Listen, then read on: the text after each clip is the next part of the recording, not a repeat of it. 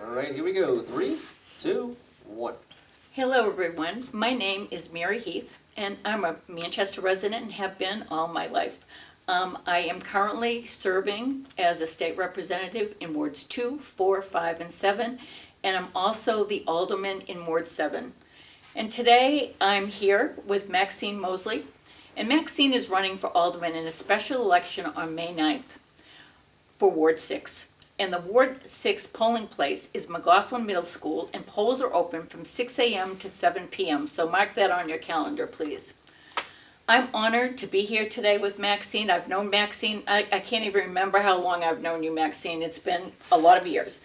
We've worked together at Memorial High School. We worked together at the Manchester School of Technology. We worked with a lot of kids, and I think we made a lot of difference in a good way for a lot of children. So today we're here to talk about your race, and this is a new endeavor for you. So let's start with what you know and we've talked about many times.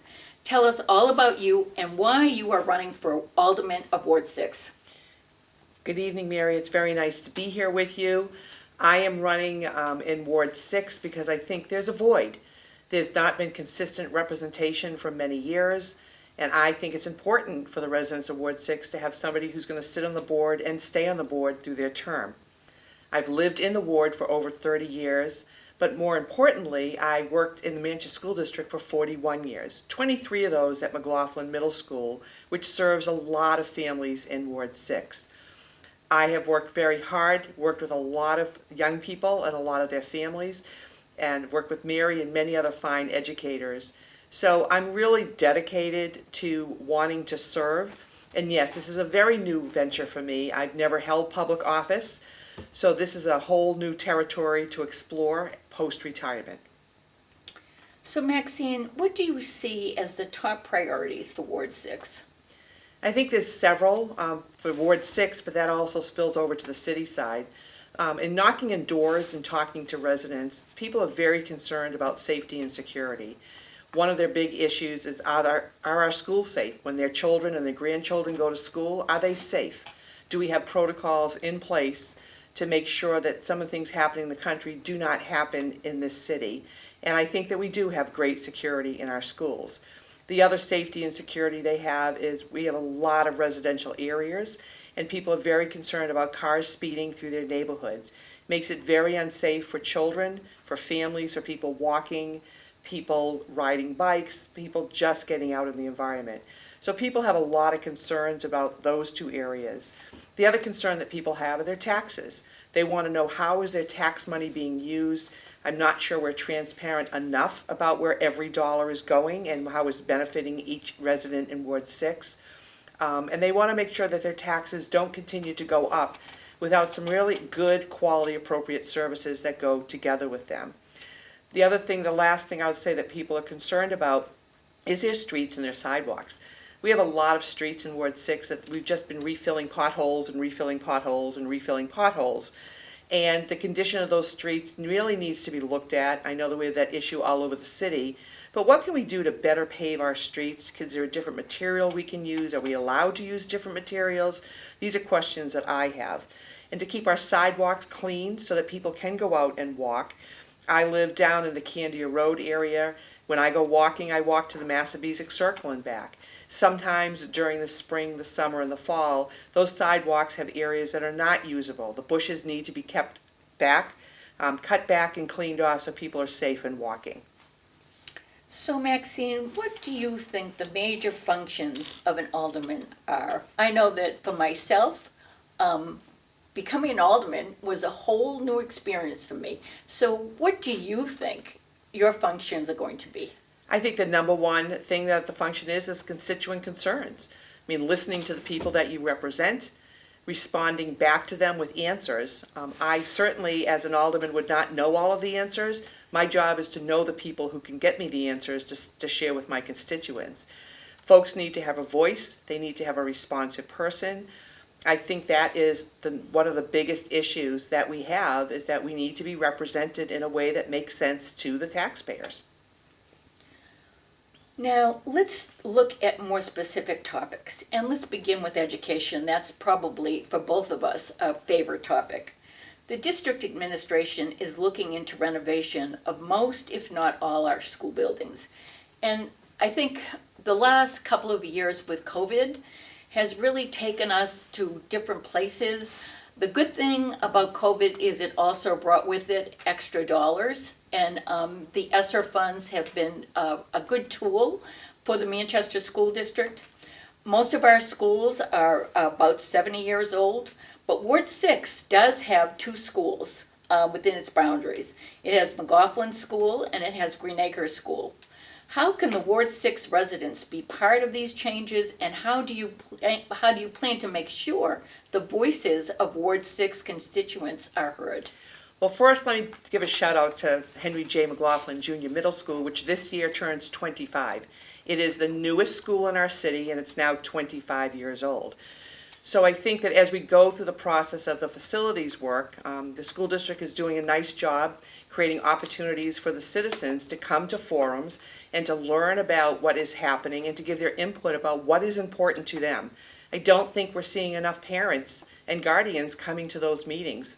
We need to go to places that make sense to those folks. I've been to one of those, the listening sessions. It was very helpful in my understanding of where the district is leaning towards. I think that with our older buildings, this is not an issue of we just abandon the buildings or we take them down. There's rich history in places like Central High School, West High School, Memorial High School, Wilson Elementary School, Bakersville Elementary. These are some of our older schools, but they have a neighborhood feel in them that we don't want to lose. We don't want to turn into a school district that has big buildings with no local charm.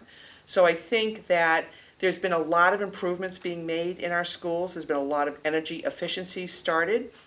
We need to continue to look at what is the physical plant that we're sending our young people to. There are schools that need upgrades. There are schools, we look at MST, Manchester School of Technology, that doesn't have a cafeteria, that doesn't have a gymnasium, but it now includes a four-year high school. So how do we accommodate that? Do we accommodate that with working with Memorial High School, which has those physical plants and services? And I think that's been the plan, and that's what they're working on. As an alderman, my role is not to tell the school board what to do with a superintendent. My role is to work with them and to help make the changes that are necessary to move public education forward. There is a joint committee, there's a joint education committee, which seated aldermen and seated board members, school board members are on.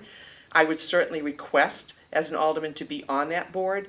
I think with my 41 years of experience in the Manchester School District that I know a lot, and I can add a lot of information and a lot of support to those discussions. Maxine, as an educator, you've worked with lots of people in our school district.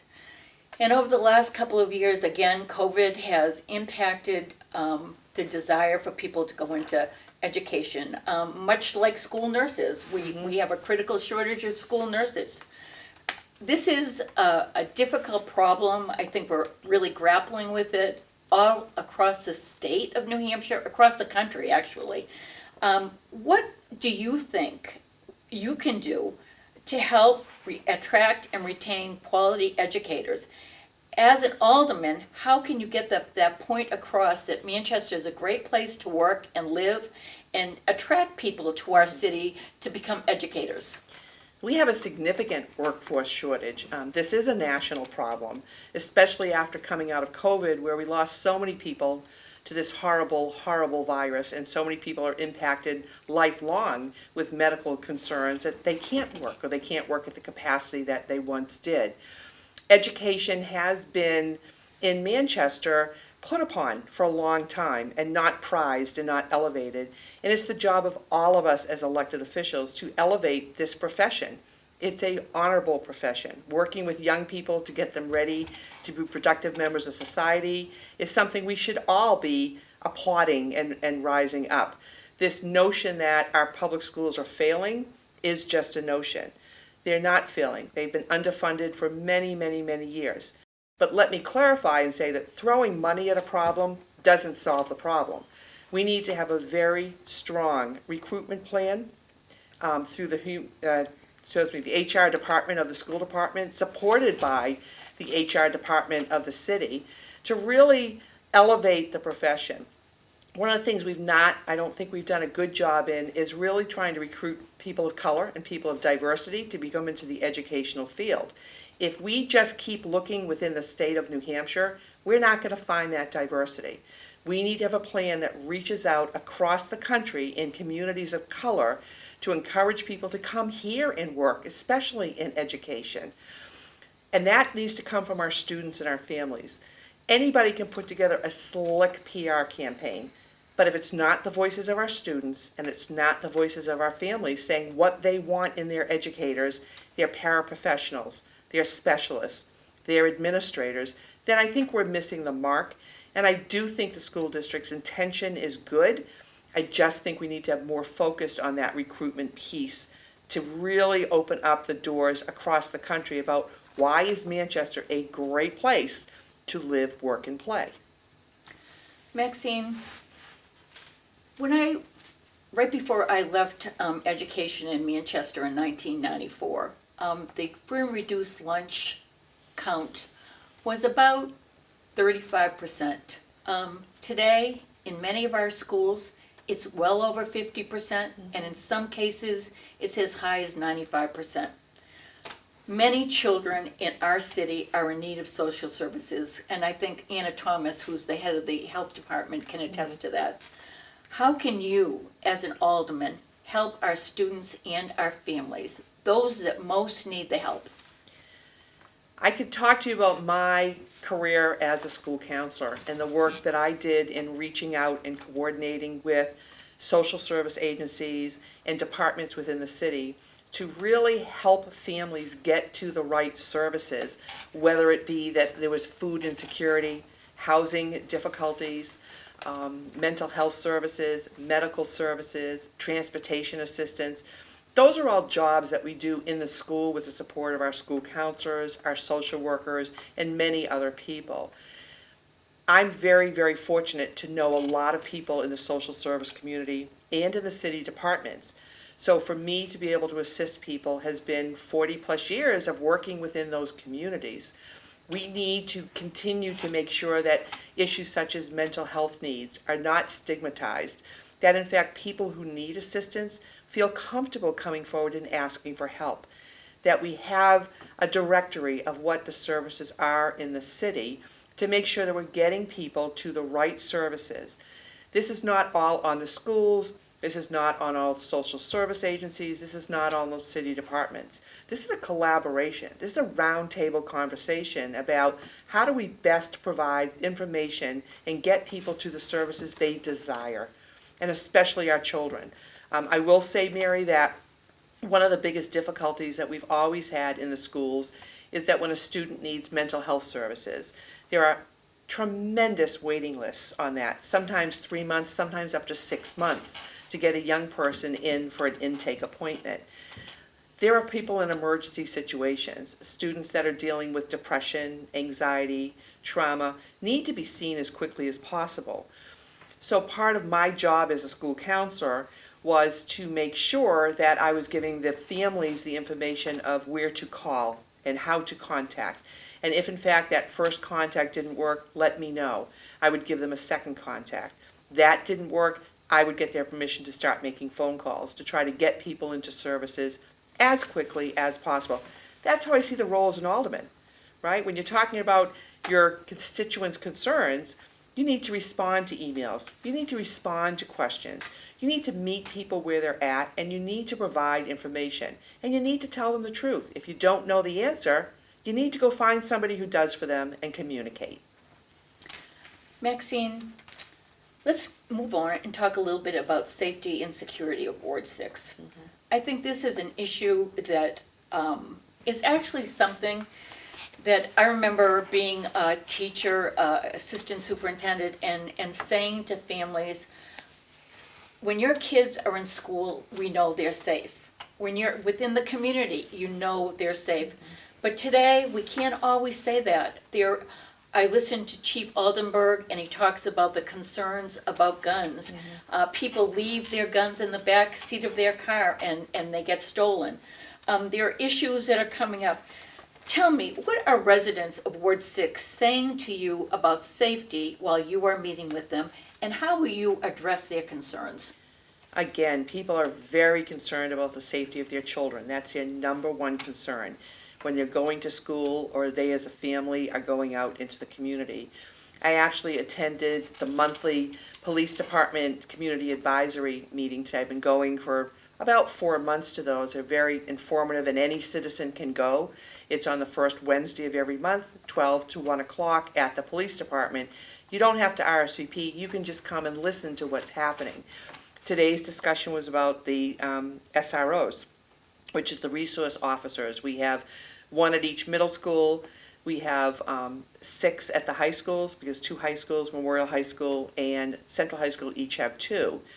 So we're doing a great job responding to the issues of concern, but every time there's a school shooting in the country, every time there's a community shooting in the country, everybody is concerned, but nothing seems to be changing.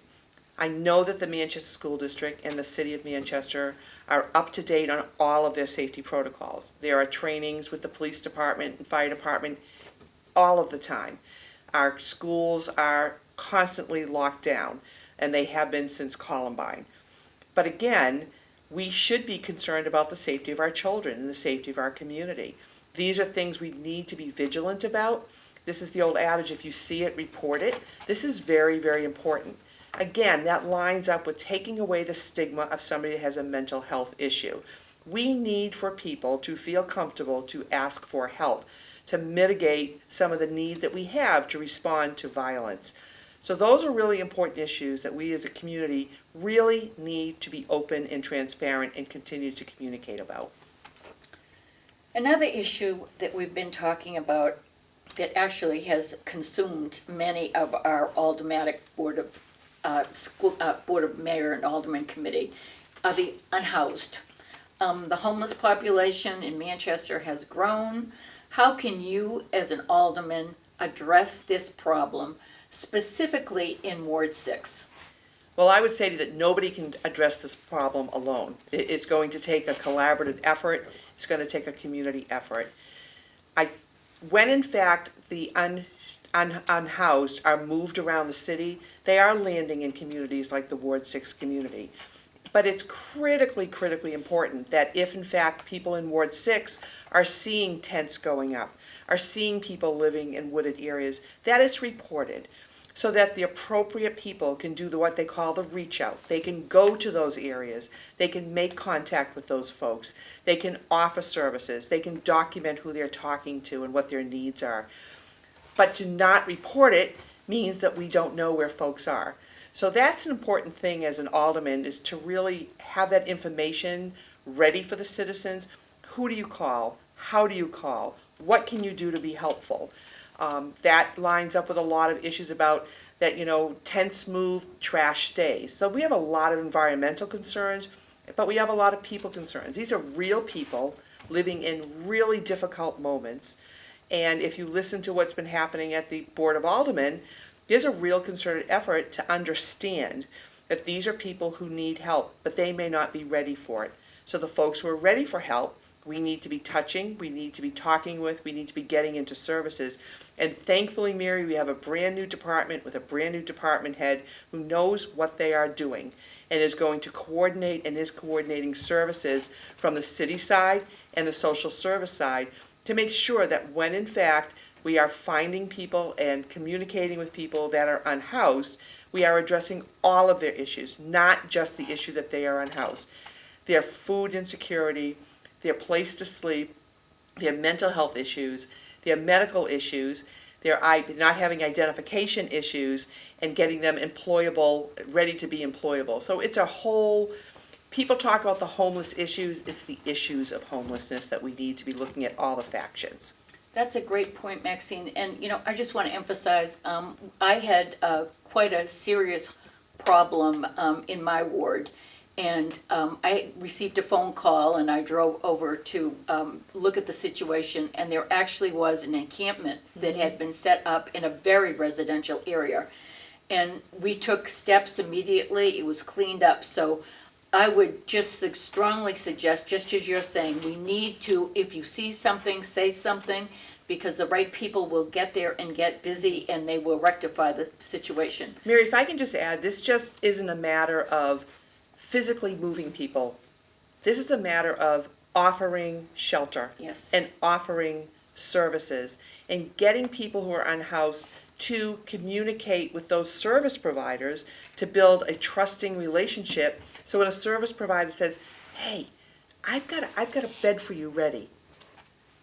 Do you want to take access to it? It's one thing for somebody you don't know to do it. It's another thing for somebody that you've already had communication with to make an offer because you know that that person cares about you. As a lifelong school counselor, I know that those building relationships is what works beyond anything else. So moving on, actually, with that same topic, staffing for our first responders is an urgent need. I have learned more about what the fire department does than I ever thought I would know, and I am so proud of what our Manchester Fire Department does, as well as our Manchester Police Department. The work that those folks are doing and the relationships that they're developing is just absolutely incredible. What programs might you suggest to bring more recruits to police and fire in the city of Manchester? I think if the residents don't know it, we are building some of those programs at the Manchester School of Technology. If people want to go into firefighting, students can go there. They can come out as EMTs, they can go into the firefighting academy. We have a law enforcement program over there. So we are building programs within our schools for young people to really get onto that pathway of those careers. I know I've spoken to both chiefs. I spoke to the police chief. They have openings. They used to have what they call a pipeline of candidates where people would apply for the academy and they have to go through numerous steps. But the amount of people that are applying for those is down, so they don't really have the pool to go to when they have openings, and we do have openings in the police department. I will also say that it's very interesting, if you look at the complement of police officers that we have, it is very, very small compared to places in New England of the same size as Manchester. So they're trying to fill the positions that they have, but they probably need more going down the road if the issues continue. As far as the fire department, when I spoke to the chief, they are doing a similar to what they call a Girls on Run program, encouraging young women to go into firefighting. But the chief and his staff and his team are very, very, very interested in really growing the department from within the city, really getting young people in the city to get excited about firefighting and developing some programs around that. It is very difficult. Again, we've lost a lot of people through COVID. We've lost a lot of potential in our workforce. This is not an issue of people don't want to work. This is an issue of there's many people incapable of working at the level that these two positions, firefighting and police work, demand. So again, I think it's just like public educators. We as a city need to elevate these positions as really good career pathways and have ways for people to enter the pathways and be successful. Well, thanks, Maxine. It really is a serious issue, and I don't know what we'd do without the police and fire that we have. I mean, when I listen to Ryan Cashin talk about the work that he's doing, the other thing that I just want to mention, the number of grants that our department heads are going out and obtaining to really adjunct what the budget offers, which brings us to our next conversation about funding issues. Let's talk about the need for transparency in local government. I mean, budget is always an issue. Everybody always wants to have everything, but they don't want their property taxes to go up. And when you look at the property tax that you get, you see that you have a municipal tax, you have a county tax, and you have an education tax. And people are always watching them, and people, as much as they say they want more, they don't want to pay more. So what have you done to become more aware of the city's budget and how it's created? Well, as a former public school educator in Manchester, I always watch the school budget. So I have a really good, I think, clear understanding of how the budgeting part on the school side takes place. I did this year sit through the budget presentation by the budget committee at the school board level to the full board. I listened carefully to the presentation from the superintendent and her team, and I listened to the questions that were being asked by the community and the board members. Really, really impressed that the superintendent's team went back and made changes in the budgets based on that information. Then I sat through the budgeting process on the city side, where I went to listen to all of the community agencies who are coming forward to the board committee to present what they needed and why they needed it. My interest in that was, what's your data? How many people are you serving? How are you serving them? And how can you grow your program? How can you service more people? Then I listened to the presentation of the mayor's budget with the same open vision that I did with the school board budget. So very carefully listening to where the money is going, why the money is going there, and are we paying for programs and services that are quality and are really, really doing a good job for our citizens, or do we need to make some changes? The other part of this is really stimulating the economy. Stimulating the economy means growing our small businesses, and I think we have an issue in Manchester. I love all the small businesses that are opening up for post-pandemic, and people are really doing a good job of that.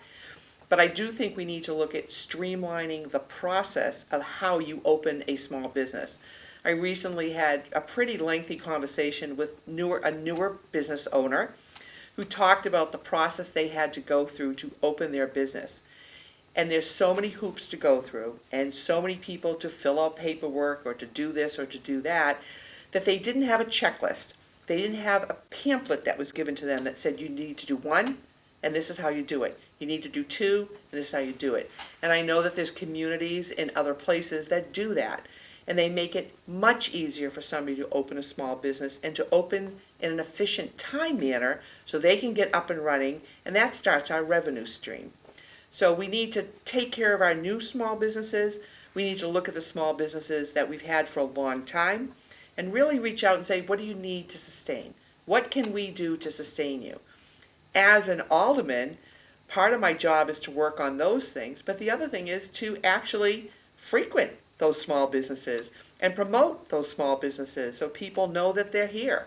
So a lot of citizens in Manchester who don't know about the entire menu that we have for dining, for entertainment, for the arts. They just don't know what's out there. So I think it behooves us to really kind of promote that and to work together. I really think small businesses is what's going to grow our community.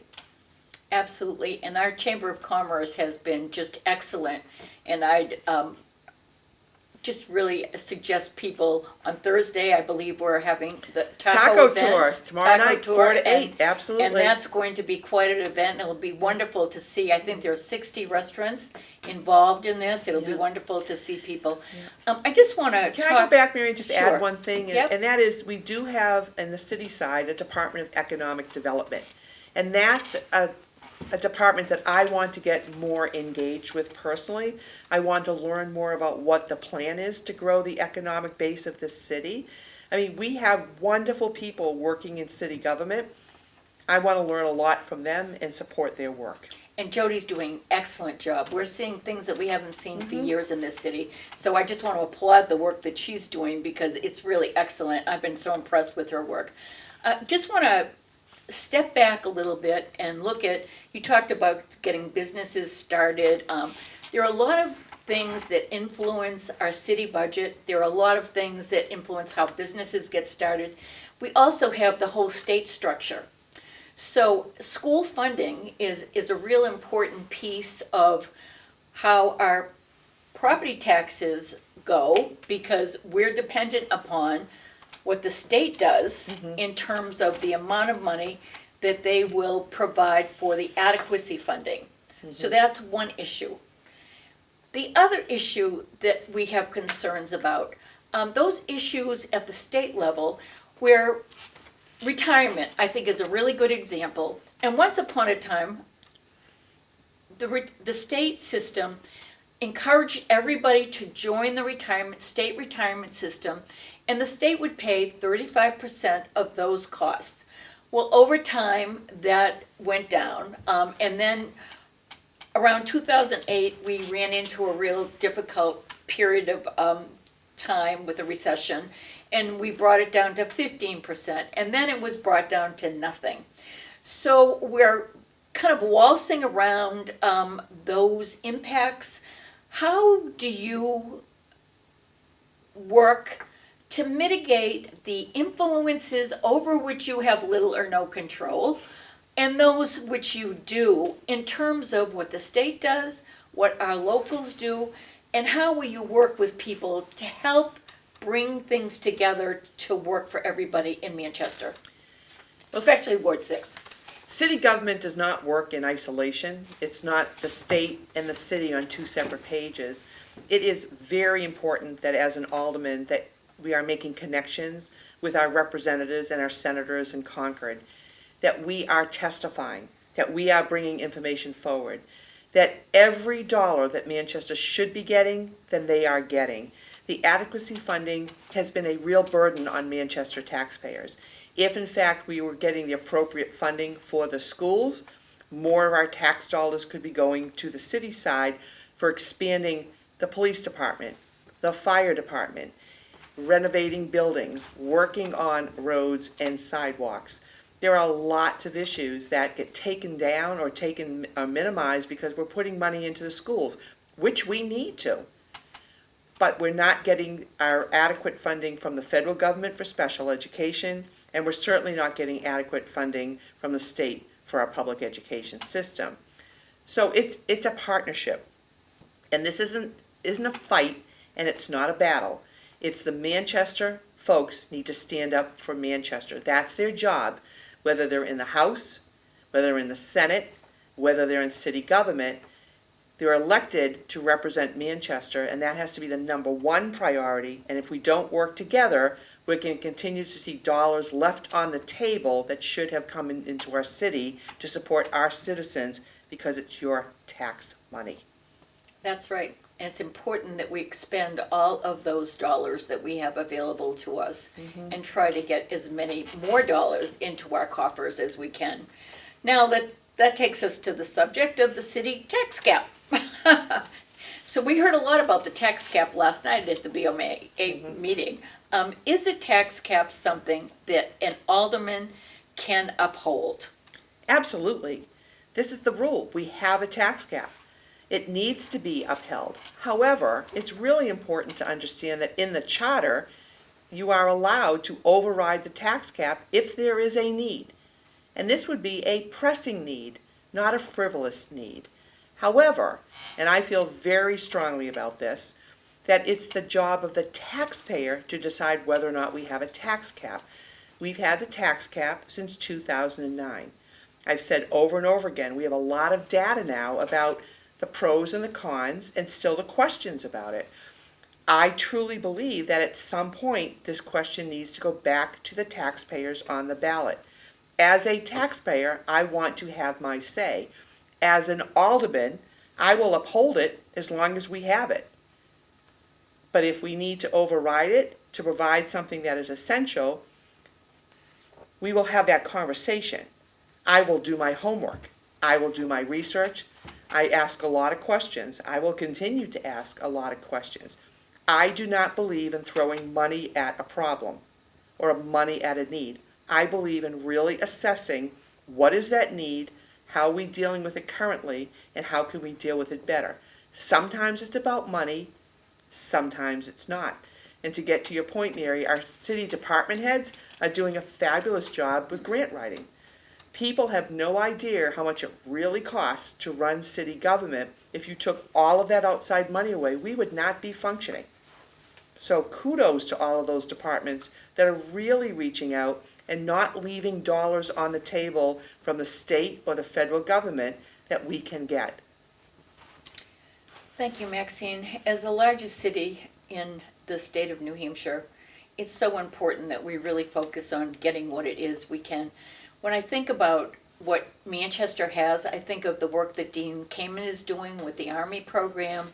I think about the number of people that we need to bring into Manchester. Housing is a continued concern that I think we're all going to have to grapple with. The price of a house right now is, the average house is in the vicinity of somewhere around $400,000.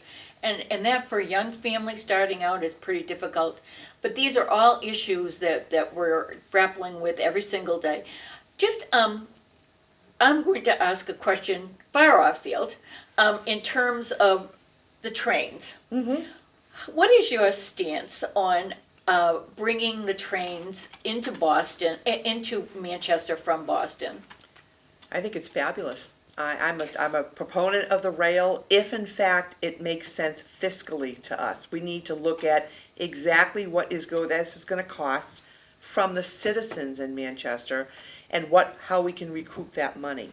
So as much as I would love to have rail coming into Manchester, you haven't convinced me yet that it's fiscally responsible for us. So I would love to be able to hop on a train and go to Boston. I'd love to be able to go to Boston, hop a train and come to Manchester. But I'm not sure what's going to cost the taxpayers. I've heard a lot of numbers thrown around. When I'm on the board, those are going to be very hard questions that I want to ask, and I want very transparent, very clear answers on it. Well, once upon a time, I remember as a little girl being able to hop on a train in Manchester and go to Boston to visit my aunt. So I'm hoping that we do get our trains back at some point in time. Mary, can I just touch on something that you Yep, brought up, which yep. is a lack of affordable housing? Yes, Because that's I important. want to couple that with a lack of affordable childcare. Oh, yes. So if we want folks to live here, we need to be able to have them have a place to live they can afford. People can't even afford apartments, never mind houses. But if you want to grow your family and you are a working parent or working parents and you can't afford daycare, that's a real problem. And there's places around the country doing very, very innovative and creative things. There is a district out in the Midwest that used some of their ESSA money to design and build a housing complex that was just for public educators, new people coming into the field, and there's a max out of how long you could stay there before they moved you somewhere else. And that same community has also built a public daycare for public employees. They don't pay more than $200 a month. It's all subsidized by grants. It's allowing people to live in that community. It's allowing people to work in that community. It's allowing people to really grow their families. I don't know if we can do something like that, but I think we have to start getting very creative and very innovative. There's a lot of housing being built. We know it's not enough. And are we really taking care of the people at the lowest point of the income level? I don't know. I'm not convinced of it at this point. I want to learn more. I want to get more engaged in that conversation. That will be a conversation you're going to find, I believe, as an alderman that you will hear frequently. And just to go back to the preschool or the daycare, 46 states in the United States offer some kind of preschool public education to their 3 and 4 year olds. The state of Colorado just started a program where all of their 4-year-olds are part of their educational system. So it's not just K through 12, Right. It's pre-K through 12. And I think that's something that we in New Hampshire, working with the cities and towns, need to really explore, because I think there's a lot of potential there, and I know that people in the workforce would appreciate it. And then the other thing is the workforce housing. I agree. That's something that we need to do somehow, some way. And at the state level, they're having those conversations too. So let's move on to go back to Ward 6. And how can you help Ward 6 and the rest of Manchester focus on economic growth? I think promoting small businesses, as I've said, is such a significant area that we need to work on. I think the other thing is we need to be looking at career pathways for firefighting, for law enforcement, for technology, for green technology. We need to be bringing those things into this city. So much development can be done in our Millyard area, and East Industrial Drive is another example of a lot of businesses. we need to be innovative. We need to be looking for businesses of the future. Who's working on things in the future? We need to have that innovation. We need to have that energy. We certainly have enough young people here that are showing us that they're very creative, that they're very innovative. We need to tap into that. We need to encourage the arts, performing arts, music, painting, drawing, performance. I mean, just let's open ourselves up. Let's just be a city of the future, not the city of a moment. Maxine, I want to talk a little bit right now about the resources that we have available in the city of Manchester. We have the University of New Hampshire at Manchester. We have MCC, the community college. We have Southern New Hampshire University, which has become a big asset. We see that Paula Blank was just named Citizen of the Year. Maxine, how would you, as an alderman, really look at the resources that are available to the city of Manchester and work with our institutions of higher education to think about ways that they can bring an economic growth, more educational opportunities, reinforce our teacher pool? Any ideas? Well, interesting that you bring that up, Mary, because I'm meeting tomorrow morning with President LeBlanc at Southern New Hampshire University, because I want to have that very intentional conversation with him about where he sees Southern New Hampshire growing in its programming. Can they grow a firefighter program? Can they grow a law enforcement program? What are they interested in growing, looking at the workforce needs of our community and the surrounding communities? The community college is such a great option for so many young people to really get 2 years of education and be able to transfer 100% of their credits into the college and university system. So how do we grow this? How do we make sure that we're offering opportunities in the trades and in technology and in community service jobs and in education at all of our institutions here in Manchester to make sure that we're moving folks into that? One of the complexities as an educator, and you and I are both long-term educators at heart, we know that the brain doesn't really fully form until 25. So are we moving people too quickly into some of these areas without giving them a chance to really get their brains more mature? I mean, how do we maybe extend opportunities post-high school for folks to get more involved in community service, to get more involved in learning about different opportunities and pathways? We know that many young people come out of high school, they have no idea where they want to go or how to get there. So what things can we put in place post-high school through the university and college systems to really have some, it's almost like a round robin, like you can take a semester and do this, try this class. You can take another semester and try that class. And would our colleges and universities be willing to let people kind of bounce around departments to get some experience? Like, what inspires them? What hits their passion? And I see so many young people, when I was a middle school counselor, that had not a clue where they were going. I would talk to them again as they finished high school, see them at graduation. They were going to college. They weren't really sure what they wanted to do, but they were going to college. So are we really being as innovative and creative as we possibly can? I want to have more conversations with more of our post-educational systems to find out, are they looking at growing their programs? Are they interested in growing their programs in collaboration with looking at what is our workforce needs? Now, Maxine, you and I have both worked with high school students over the years, and one of the things that we know we need to do, there are a lot of excellent things going on. We have Running Start programs so kids can get into college with almost a semester's worth of courses already. But what are the pathways, particularly in the areas of education, police work, firefighters? I know St. A's has a program for police work. I don't know exactly what they call it.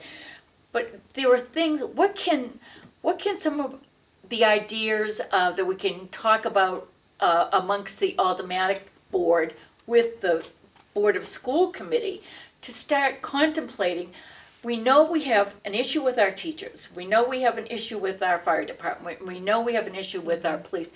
We know we have a general workforce shortage. How can we start looking at the pool of children that we have today and say, in what ways can we influence them to go in the directions that are necessary, that also meet their needs and desires for a future that will give them a bright and promising future as a citizen of Manchester? Well, I think you and I have had these conversations over the years, Mary, that you can't just start encouraging pathways in high school. This needs to be something very early on in educational opportunities from early elementary all the way through high school, where children are seeing people in the job world talking about their jobs. Like a career day a year just doesn't do enough. I'd love to see businesses sign on to release their people a certain amount of hours during the year to go into the schools and work in a classroom, to work in the school libraries, to do presentations, to talk about what the real world of work really looks like and what their jobs are. Because many of these students may not have adults in their life that are in all of these fields. If they don't have somebody in healthcare, if they don't have somebody in education, if they don't have somebody in the service community, how are they going to learn about these jobs? The jobs are not what you see on television. These are not scripted by television shows. These means you have real people in the schools talking to our young people about how did they get to do what they're doing? How exciting is it? There's so many innovative, creative people working in our city that we need to tap into that energy to encourage young people at the earliest age possible on a repeated basis, not a one-shot career day, though those are wonderful and they're very helpful. How can we do it when they're younger? How can we inspire kids when they're younger and then follow them through school to keep them engaged in after-school programs or clubs or things in the community that are related to pathways?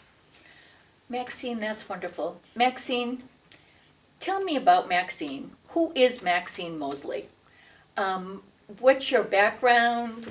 Where were you born? Can you give me a profile of who you are and why do I want to vote for you? Sure. I was born in Boston, Massachusetts. I grew up on the North Shore, graduated in 1973 as the first graduating class of the Peabody Veterans Memorial High School, which my niece is a special ed teacher at now, so it's kind of interesting how things come around. I moved up to Manchester in 1980. I always kiddingly say that my claim to fame is the same as my friend Bob Baines, that when he became principal at West High School in 1980, I was his first hire. I was young, I was green, it was such an amazing experience. And then 2 years later, I got laid off. It was devastating. I came back 14 months later and have had the opportunity to work in the Manchester School District other than a 1-year gap when I had my daughter since that time. I am incredibly committed to anything that I do. I will work hard, I do my research, I will show up, I will stand up, I will speak up for the issues that are brought forward to me. I'm a real advocate, a strong advocate for equity and making sure that all of our students and all of our citizens have access to all of the services they need.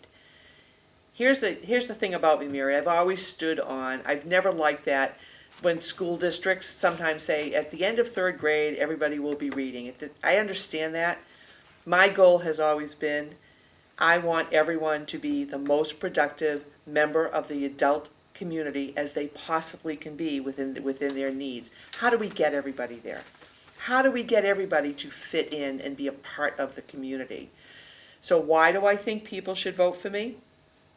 I'm very honest. I'm very direct. I have a history of just being, I am what you see. I'm super authentic. I will work very hard. I do my homework. I check out facts. And I can communicate with anyone, even if our opinions are different. I jokingly say I chose purple for my campaign color, and it's very, very deliberate. As an educator, I know that if you take red paint and you take blue paint and you mix them, you get purple. I will advocate for everyone, even if our opinions are different. That's the role of being an elected official. It's not just listening to who agrees with you or you agree with them. We have so much divisiveness. We have so much negativity that's going on. It needs to stop. I'm a very civil human being. I try very hard every day to be mindful, to be the best human being that I can be. I really respect the process. I'm very honored to be running, and I very humbly would ask for people to bring your vote on Tuesday for me at McLaughlin Middle School, my favorite middle school in the city because that's where I worked, from 6 a.m. to 7 p.m. And please do come out to vote, stop by and say hello to me, have a conversation. Now, Maxine, before, I think we have a few more minutes left. Can you talk a little bit about Ward 6? Now, we did some redistricting. We did. And so there's areas that, because I know my sister Kathy lives on Mammoth Road, and she used to be in Ward 8, I believe. Yes. And now she's in Ward 6. Yes, she is. So what about all those people that might not know specifically, do I live in Ward 6? How would I find that out? I believe you can go right on the city website and put in your address, and they will tell you where you vote. If it says Henry J. McLaughlin Middle School, you are a Ward 6 resident. I will say to you, Mary, too, Ward 6 is a very interesting ward. There's a lot of generational families. There are folks that have lived in their home for 3 generations. So there's a real nice feel of community. But we're also excited because we have a lot of new people and younger people moving into the ward and starting their careers and their families there. It's a really beautiful place to live. I love Manchester so much. And this is I deliberately moved to this ward because I wanted my daughter to go to a specific elementary school. I would say to you that was just from, at the time, 30 years ago, that just made a lot of sense. But I think that people are leaving, people are coming. That's the nature of where you live. I mean, not everybody stays forever. People come for a reason, people may leave for a reason. But it's a wonderful, wonderful place to live. Ward 6 is great. You know, it is indeed. It's very residential. The areas are beautiful. The schools are Green Acres. My children went to Green Acres. They had a really great experience there. You're right. I actually lived in Ward 6 until they made it Ward 7. When I'm just one line away, actually, one block away from Ward 6. But my family grew up in Ward 6. We always voted when back then it was at St. Pius, and now it's moved to McLaughlin Middle School. But Maxine, you know, we're starting to wrap up, and I just one final question for you. What changes would you propose or support that will help Manchester to thrive and be the place to work, stay, and play? Well, I wish I had control over what I really think should happen, but I really think people should act more civilly. I think we need to work together. I don't have to agree with you, you don't have to agree with me, but the outcome, it's the outcome to make things better for this community and every person living in it. And I see so much in a lack of civility, and it's just unnecessary. I don't have to agree with you, you don't have to agree with me, but I will be direct and I will support people. And that's how I think we need to proceed. I see some things sometimes in meetings and places around the city where there's such aggression. Is it really necessary? I would say no, it's not. Well, that's a very interesting statement. And I think we've all felt that when we're driving down the street, when a car goes flying by us. How do we begin to model those behaviors that we want to see? I don't know how we got to this place. It seems that maybe COVID brought this on. Discipline is difficult in our schools. This kindness, that Ellen DeGeneres kindness, be kind to one another, seems to be something that's forgotten. And how do we fix that? How do we bring that about? Because Manchester is a wonderful place. And how do we make it a kind and sharing and beneficial place for everybody? I think we need to stop blaming COVID for all of our issues. I True. think things have gotten maybe a little bit worse, but we were having difficulties pre-COVID. We were having people being very unkind to each other. Certainly social media has not helped us. People can be anonymous in their negativity. People can say anything they want, and how do you respond to that? If I'm sitting face to face with you, it's very difficult to have that negative conversation, because then we're two human beings in the same space having to look at each other. So I think our biggest problem has been social media, and I only say that because I've been in the schools a long, long time, and I've seen that shift with student behavior and adult behavior. This is not just all about students. What COVID did is it isolated people, and then that just exacerbated the problem. But I think it's a lack of civility, and I think the more of us that model civility, especially elected officials, we have to set the tone. We're being elected for a purpose, and the purpose is to work together to make things better. We have to model that if we're going to move forward successfully. That's great. Maxine, in closing, I think you have a statement that you want to make.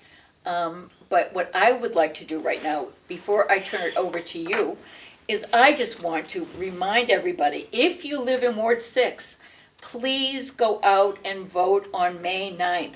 Every single vote matters.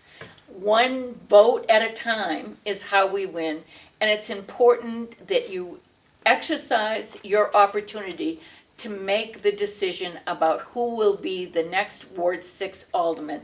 Now, Maxine, I'm going to turn it over to you, and I hope I've given you enough time to make your statement. You have. Thank you so much. I care about what the residents of Ward 6 have to say. As Alderman, I will represent every voice and every opinion, even when our opinions and our thoughts differ. I have decades of experience listening, collaborating, and the intent of that is to problem solve. It's not to create problems, it's to problem solve. I do my homework, and I will show up, and I will stand up, and I will speak up for you. I am very, very humbled to be running for this office, and if elected, I will do the job that you need me to do. I'm overcome by this opportunity. I need to be honest with you, to be a person that has worked so long serving children and families, to have the opportunity to serve you again. I'm so grateful and I'm so humbled by it. Please come out on Tuesday, May 9th. The polls are open 6 a.m. to 7 p.m. Please come say hello at Henry J. McLaughlin Jr. Middle School. Be safe, be well, take care of yourselves and your family. Thank you very much. Well, thank you, Maxine. That was just wonderful. I'm looking forward to May 9th. I've got my, whoops, I think we're ready to wrap up. So I just want to say thank you to everybody listening today, and thank you, Maxine. I'm so welcome. pleased that you are I hope you will be joining us. I expect you will be joining us. So everybody, please go out and vote. I can't stress how important it is.